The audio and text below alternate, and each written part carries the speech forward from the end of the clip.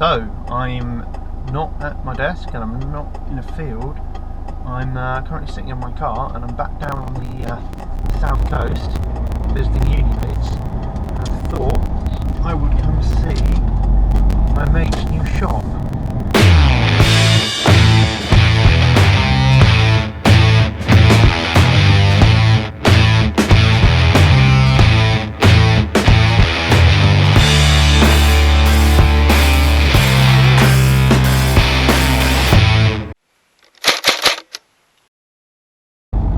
So this is Super5ives Paintball Airsoft store. This is a friend of mine who I met through the Airsoft club down here at Southampton Uni, and he's been running the store for quite a few years now, but he hasn't had like a physical shop. This is what he's just got, as in he's opened it in the last couple of months. And I've heard all about it, and I've seen pictures, but I've not been in person, so I thought I'd come down and check it out while I'm down in Southampton. Full disclosure, I'm not being sponsored to do any of this. I just wanted to see it for myself and thought I might as well show it off on video for you guys to see. Oh my god, where is he? Wow, this is all fast. I'm going to have to look this one up. This is all very new. Okay. I don't think he's down this bit. Yeah, there he is. We found him. Super5ives Paintball. Right, it's parked up somewhere. We are here. Excellent. Right, let's go have a look. So, I know it's not the best weather, but we're here. Super5ives is behind me. Let's go have a look. So, I'm here in Super5ives' super awesome store with Chris, I guess founder, owner, I don't know, entrepreneur of Super5ives? Yeah, the owner, the dog's body, chief cook and bottle washer. Yep, sounds about right. Everything, you know. So the store has been here all of 3 weeks? Yeah, about 3.5 weeks now we've been here. It's been a mammoth journey to get this far. And I'm not going to lie about that. We didn't start out as a retailer. Not going to lie, we started out running competitive paintball events. And the retail side of things kind of, well, like many things in my world, kind of happened by accident. People started asking for bits and pieces, and, you know, if we actually have a proper shop, then we might actually have something reasonable. And that was the sort of point we went online, and we started out online in, I think, 2017, and back then we were literally running out of my second bedroom. We didn't really know what we were doing as a company, and yeah.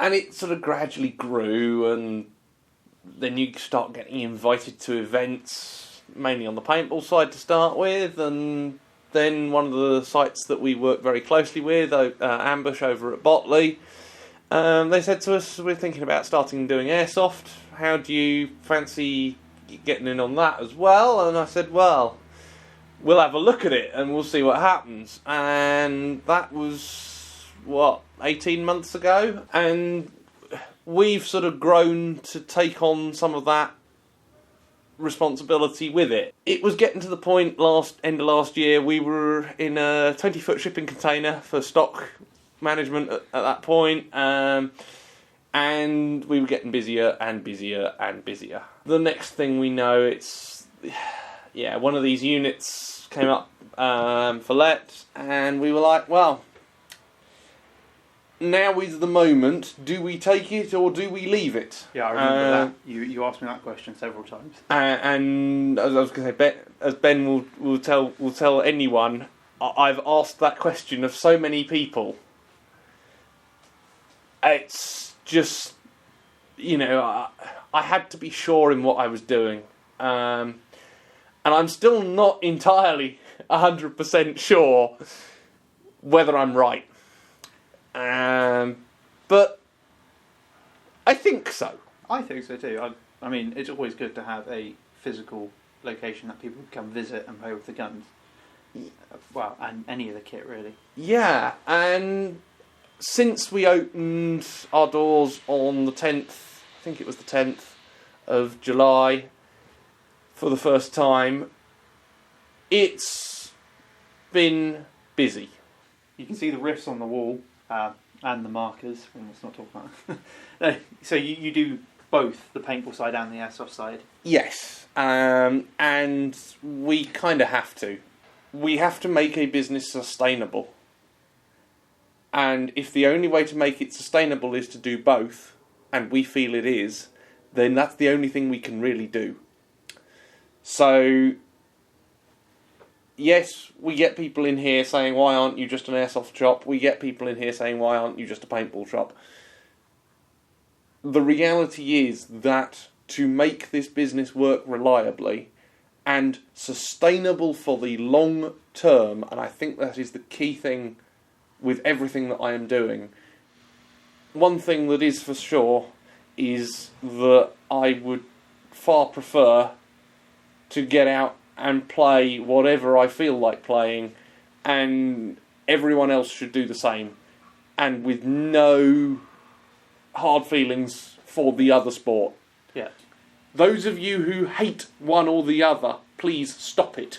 It is annoying for me as a retailer, and it is annoying for the community as a whole. Well, this is something I strongly believe in, is because they're both quite small hobbies, and I mean paintball less so because you've clearly defined their markers, not guns, things like that. But you need each other really to have the numbers to be able to survive through, like UCAPU standing fighting our corner in government issues. But both really, they're both the kind of the each side of the same coin. Yes. In many regards. Yes, and it is absolutely the case that it is in the best interests of both industries to work together with each other to actually unite the industries and help each other. And it can be done. I mean, so Chris and I know each other through the Airsoft and Paintball Society at Southampton. Basically, to get the numbers to be able to survive as a valid society, we had to merge the two sports, which is fair enough, and we haven't killed each other over it. Exactly. It's not been something that we've really ever thought about, no. even. I mean, there's the friendly banter. There's, of course, the friendly banter, but as long as it stays friendly banter, it's when you start getting the abuse and the horror that, that's when it's not on. Our aim as a retailer is to get people out playing airsoft and paintball. We want people out there playing. And I was saying to the people who were in here just before we started recording this, that actually, if you've got a budget, I'm going to immediately tell you we're going to knock 50 quid off that budget immediately. Why?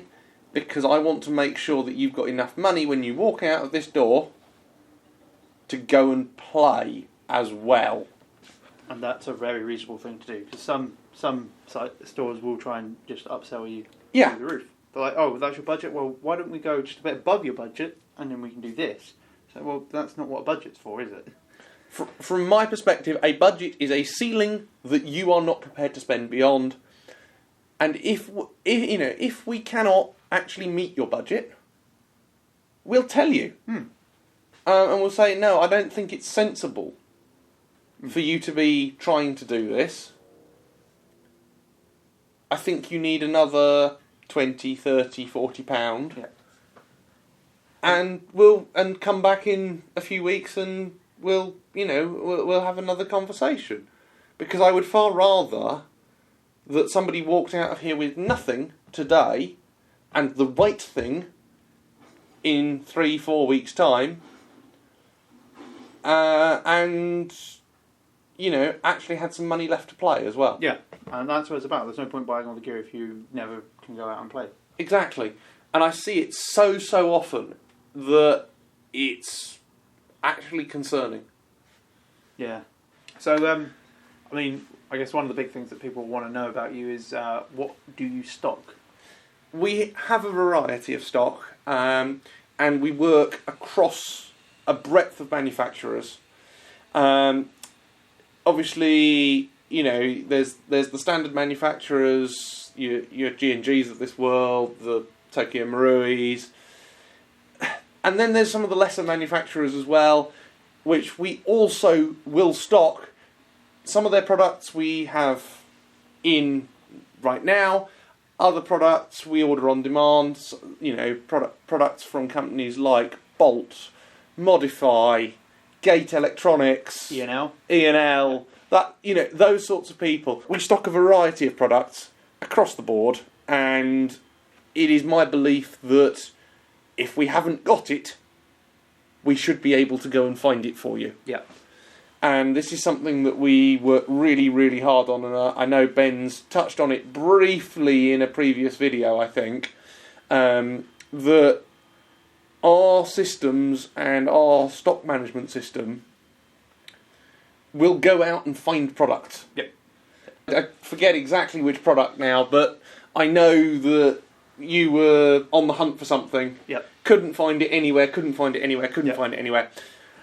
It was E&L, because it's like, I swear these are only meant to be like under 300, and the only place I could find them was like 500 quid. Yeah. And then you go, well, I can do it for 280 or whatever it was. Yeah. I'm like, alright. Yeah, exactly. And I should point out that those prices he's just mentioned aren't anything special. These are retail prices that are real and on the website today. Yep. Type prices. And we will literally go out of our way to find stock. There was one customer just this week on Wednesday morning rang me in search of a Marui 5.1 high capper.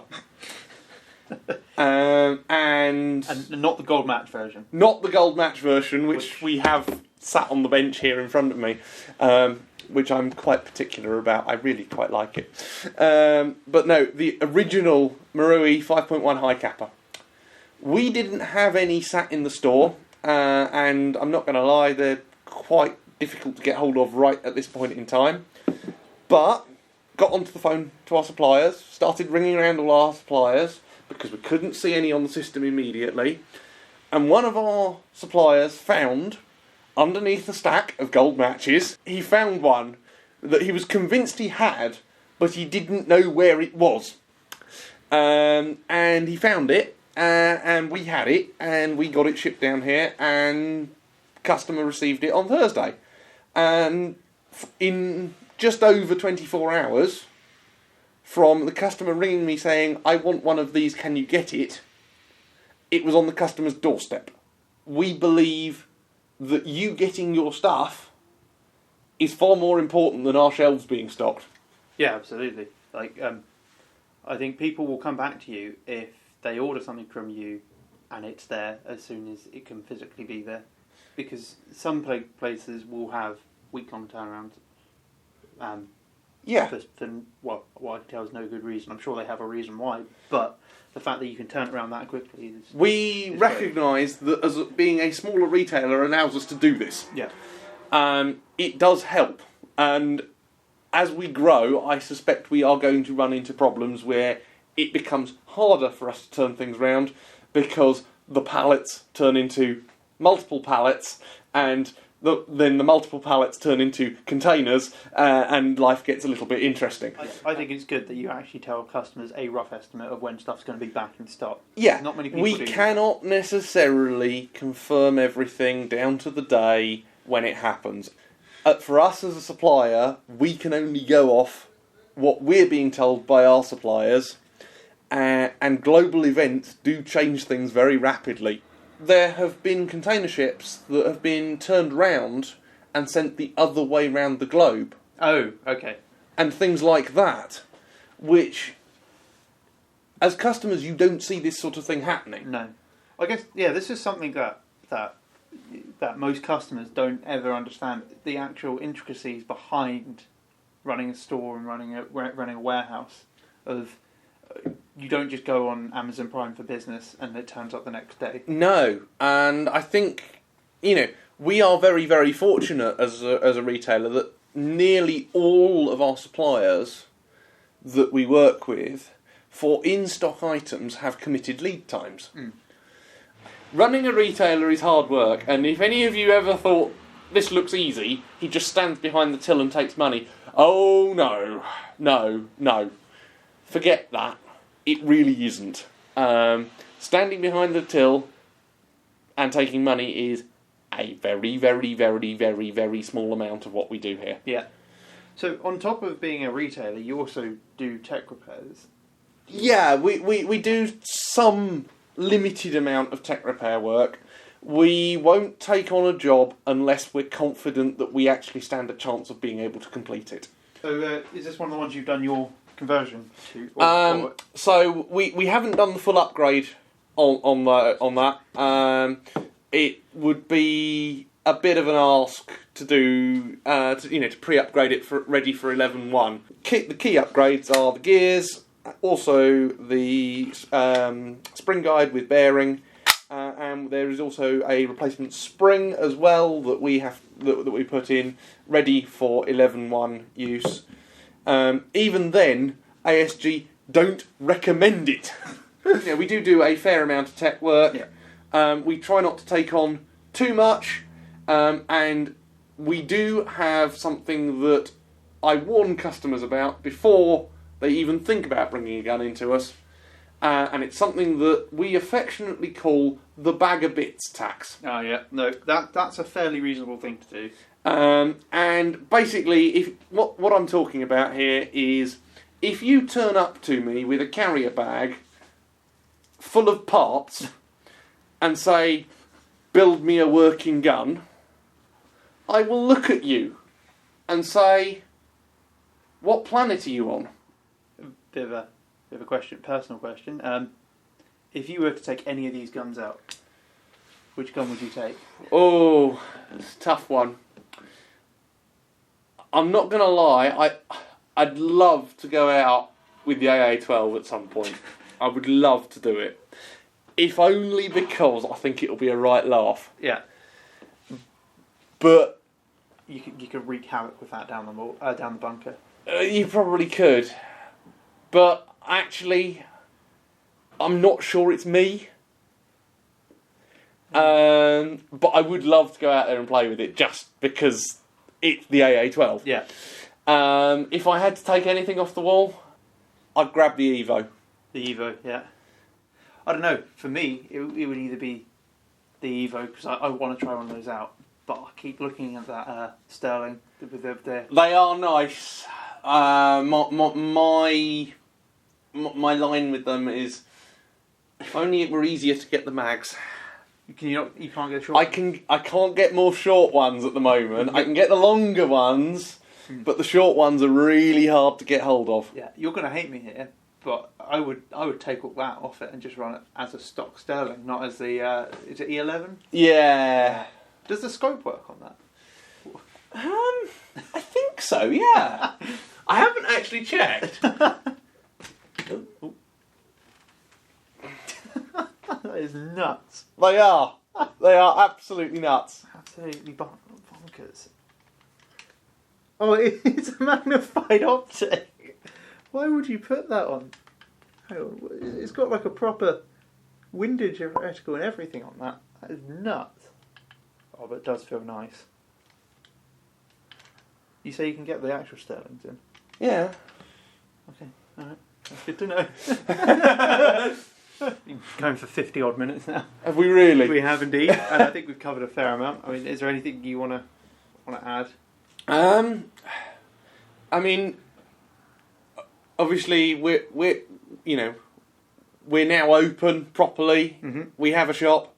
You can walk in any day, Wednesday to Saturday, 9 a.m. to 6 p.m. We're down in Leon Solent near Fareham. I guess the only thing I'd say is if you're looking on Chris's website and you can't find what you want, drop him an email because you can probably get hold of it. Absolutely. Give us a call, drop us an email. I'd just also like to say a massive thank you to Ben for actually coming down to see us, because I'll be totally honest, I wasn't expecting it in some respects. And he sort of just dumped this on me at about a day's notice, 2 days' notice, and said, "Hey, I'm in the area on Saturday. I'm bringing the camera." So it's been a little bit off the cuff, but... Well, I mean, you've been going on about opening a store for years. It would be rude for me not to come and have a look at it. Well, I suppose you're probably right. Yeah. But now I'm going to put my money where my mouth is and buy some stuff off you before you close 10 minutes ago. You're awesome. Tell you what though, that S&T Sterling felt nice. I know it was dressed up as an E11, but that S&T Sterling did feel nice. Maybe I should get one to go with the rest of my Falklands kit. Who knows? Again, this isn't sponsored in any shape or form. I have 130 odd quid's worth of stuff sitting in the back, which I paid for. And again, there's no mate rates or anything involved. I pay full price for those because I trust Chris. He's a good supplier and he can get the stuff to you when you need it. So if you're looking for something and you can't find it anywhere, it is worth messaging him at Super5ives. Obviously, don't expect a response 24 hours a day. He will respond, but whether or not it's instant is a different matter. So don't get me wrong, Super5ives aren't going to be the cheapest supplier for everything. Obviously they're still quite a small stockist and they're not doing the biggest orders to their suppliers. So they're not going to be getting that scale of product in to get the best discounts on. I guess the other part is he is a physical shop, which means if you are in the kind of Southampton, Portsmouth area, you can go and buy stuff directly from him, from his showroom, which is obviously something you can't do with online shops or shops based at the other end of the country from you. Again, I'd like to stress the fact that this is not in any way sponsored or being paid for. I'm doing this because I used Chris. I use Super5ives as a store and thought I'd share them, seeing as from my point of view they're very good in what they do and they have good customer service. But also I'm doing this to help a mate. He is started a business and he is trying to make it succeed, and he's a friend, so I thought I might as well give him a shout out. I hope you enjoyed this video. If you have, drop a comment down below about what you think of Super5ives, whether or not you think you'll use them, or if not, who your local suppliers are and what you think about them. If you like what you've seen, maybe consider subscribing to it or hitting that notification bell. I also have an Instagram account where I do post things occasionally, normally hints and previews about what's going on, what I'm filming, what I'm working on at the moment. That probably link down below, but I will also link Super5ives down below so you can check out their store or their online presence. But yeah, if you've enjoyed this and you want to stick around for more of me either reviewing things badly, visiting shops and probably not giving you a very good overview of them, probably playing badly, or even breaking stuff when I try and fix them, stick around. Anyway, I'm going to finish driving through these horrible roadworks and I'll leave you probably to, I don't know, have dinner I guess. I don't know when you will watch this, but adios.